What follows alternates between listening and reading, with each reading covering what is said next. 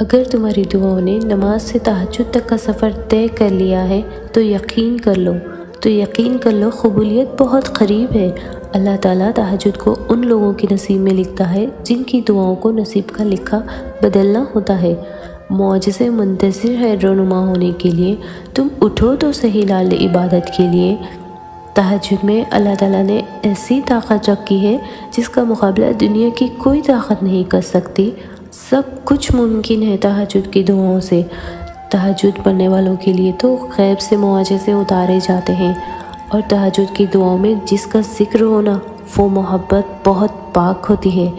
تہجد پڑھنے والوں کی تہجد سے واپسی کبھی خالی ہاتھ نہیں ہوتی، اور جس کہانی کی وجہ سے تم تہجد تک پہنچ جاؤ اس کہانی کو اللہ تعالیٰ کیسے ادھورا چھوڑ سکتا ہے؟ تم اللہ تعالیٰ کو تہجد کی تاریکیوں میں مناؤ، پھر دیکھنا وہ تمہیں کن کی صبح سے نواز دے گا۔ تہجد کے وقت اللہ تعالیٰ وہ دعائیں بھی سن لیتا ہے جسے دنیا ناممکن کا خطاب دے چکی ہوتی ہے۔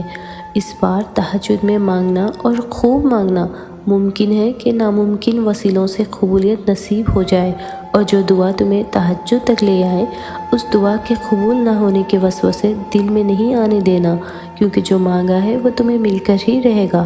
تہجد میں تمہارا آسمان کو دیکھنا کیا یہ دنیا کے کسی بھی احساس سے قیمتی نہیں؟ تہجد کے لیے جاگنا اللہ تعالیٰ کی بے شمار نعمتوں میں سے ایک نعمت ہے۔ فرض نمازوں کے بعد تہجد وہ واحد نماز ہے جو اللہ سے کن کہلوانے کی طاقت رکھتی ہے۔ کیا یہ معجزہ نہیں ہے کہ رات کی تاریکی میں اللہ پاک نے تمہیں تہجد کی لگن لگائی ہو؟ اللہ تعالیٰ کی محبت ہو، دعا پر یقین ہو، عشق تہجد ہو، صبر کی راہ ہو تو منزل صرف کن کی ہوتی ہے۔